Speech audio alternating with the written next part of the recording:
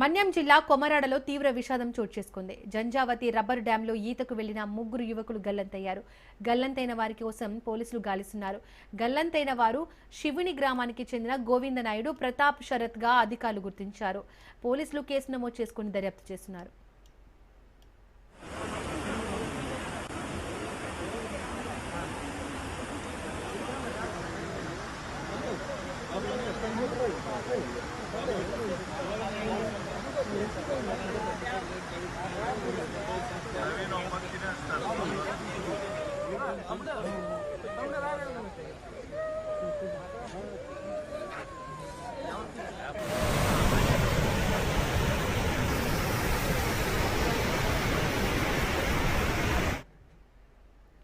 మన్యం జిల్లా కొమరాడలో తీవ్ర విషాదం చోటు చేసుకుంది.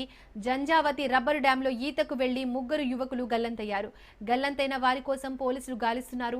గల్లంతైన వారు శివుని గ్రామానికి చెందిన గోవిందనాయుడు, ప్రతాప్ శరత్ గా అధికారులు గుర్తించారు. పోలీసులు కేసు నమోదు చేసుకుని దర్యాప్తు చేస్తున్నారు.